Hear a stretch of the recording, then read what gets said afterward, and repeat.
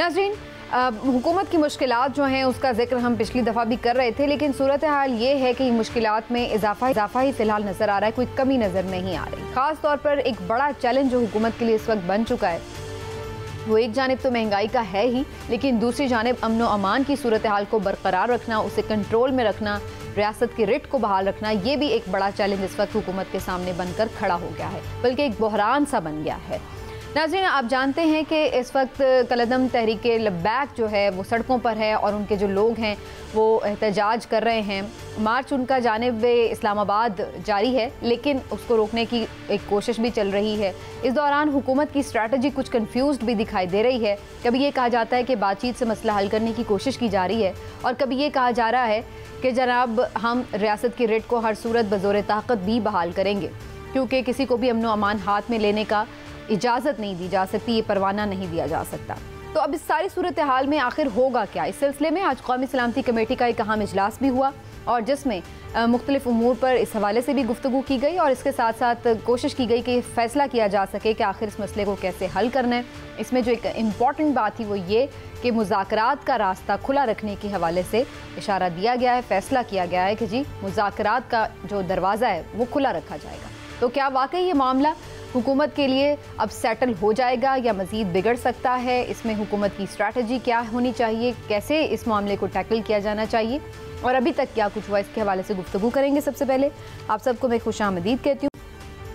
और जैसे कि अभी हम जिक्र कर रहे थे कि एक कन्फ्यूजन नज़र आ रही है गवर्नमेंट की कि आपने करना क्या है, कैसे चलना है, आगे बढ़ना कैसे है। कभी कहा जाता है मुज़ाकरात किए जाएंगे, कभी कहा जाता है नहीं बज़ोर ताकत किया जाएगा। इस सिलसिले में वो शेख रशीद साहब भी बड़े कंफ्यूज दिखाई दे रहे हैं, जो कि वफाकी वज़ीर दाखिला हैं। मैं उनकी गुफ्तगू का कुछ हिस्सा आपको सुनवाना चाहती हूँ, जिससे आप अंदाज़ा लगाइए कि इस वक्त हुकूमत के वज़रा जो है वो कहाँ खड़े।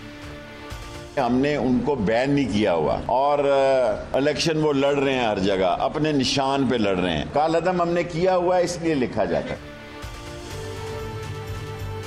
तो शेख रशीद साहब ये फरमा रहे थे कि जनाब कैसे निपटा जाएगा, कभी वो कुछ कह रहे थे, कभी कुछ कह रहे थे। इमरान साहब, आपको क्या नज़र आ रहा है कि ये हुकूमत इस बहरान से शुरू ही से सही से निपट नहीं पाई, इसलिए ये बड़ा होता चला गया, या एक कन्फ्यूजन है बहरहाल और सेंसिटिव मामला और वाकई इसका कोई सोल्यूशन है नहीं? बिस्मिल्लाहिर्रहमानिर्रहीम। समीना, मैं समझता हूँ कि ये सिर्फ हुकूमत के लिए मसला नहीं है, ये इस वक्त अब रियासत के लिए मसला बन चुका है।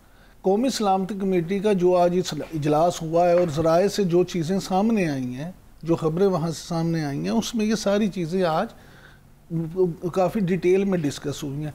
और शेख रशीद साहब की जहाँ आपने बात की, तो आपने देखा शेख रशीद साहब सिर्फ कन्फ्यूज ही नहीं, पैनिक भी नज़र आ रहे हैं। और वो आप आज भी थे, कल भी थे।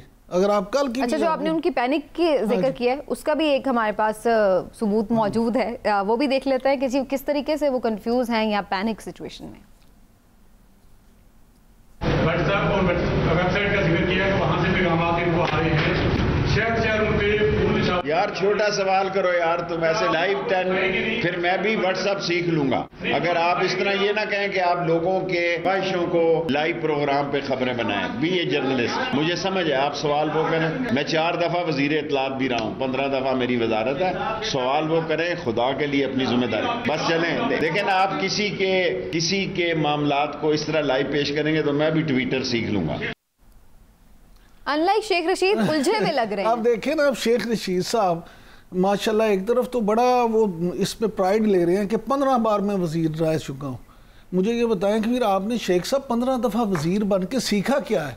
आपने 15 दफ़ा वज़ीर बन के ये सीखा है कि आपने जर्नलिस्टों से इस तरह से उलझना है, आपने किसी भी सवाल का जवाब नहीं देना, बल्कि उल्टा उनसे लड़ाई शुरू कर देनी है। देखें, आप अगर कोई मसला हल नहीं कर पा रहे तो वो आपका कसूर है, ना कि जर्नलिस्टों का। जर्नलिस्ट तो आपसे सवाल करेंगे और जर्नलिस्टों का फ़र्ज़ है, उनका काम ही ये है कि वो आपसे सवाल करें, और बतौर वज़ीर दाखिला आपका फ़र्ज़ है कि आप उनके सवालात के जवाब दें। बिल्कुल ये बात ठीक है कि आप जिस तरह सवाल करना जर्नलिस्ट का हक होता है, उसी तरह जवाब देना या ना देना आपकी सवाबदीद ज़रूर है।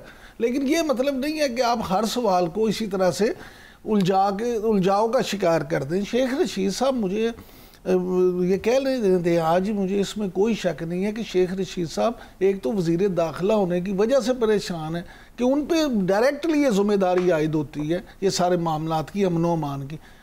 दूसरा, जिस तरह से क्योंकि वो टैकल नहीं कर पा रहे, हुकूमत कंफ्यूज्ड है, हुकूमत इस पूरे इशू को टैकल नहीं कर पाई सही तरीके से। मान लेते हैं कि जो मुआहदा हुआ था, जैसे शेख रशीद साहब फरमा रहे थे कि मुआहदा हुआ था और हम तो उस मुआहदे पे खड़े हैं, कायम हैं, यानी हुकूमत, लेकिन दूसरा फरीक इस पे कायम नहीं है। मान लेते हैं शेख रशीद साहब ठीक कह रहे होंगे, लेकिन गुजारिश ये है कि आपने ही इन चीज़ों को हल करना है। और फिर आज कौमी सलामती कमीशन जो कमेटी का इजलास हुआ है, उसमें ये जो फैसला हुआ कि कल जो रेंजर्स को इख्तियारात दिए गए, और आज इस हवाले से भी बात हुई कि किसी को कानून हाथ में लेने की इजाज़त नहीं दी जाएगी, और रेंजर्स की तरफ से बैनर्स भी मुख्तलिफ जो रेड जोन है वहाँ लगा दिए गए हैं कि अगर किसी बंदे ने इस जोन में आने का इरादा किया या कोशिश की तो फायरिंग भी उस पर की जा सकती है। यानी अब हुकूमत सख्ती से निपटने जा रही है।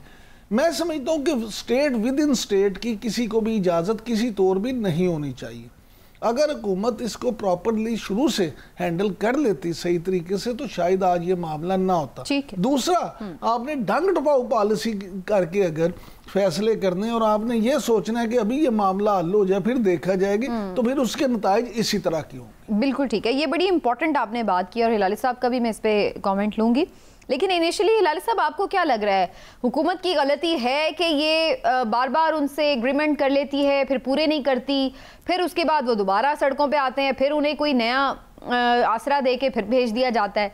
इसको सॉर्ट आउट करना चाहिए था परमानेंटली शुरू से एक क्लियर विजन के साथ। डू यू थिंक सो इसमें हल होता मसले का? देखिए, ये ऐसी एग्रीमेंट साइन करना जिससे अमल आप नहीं कर सकते हैं, बेसिकली ये कोई सवाल है जो आप मुझे पूछ रहे हैं?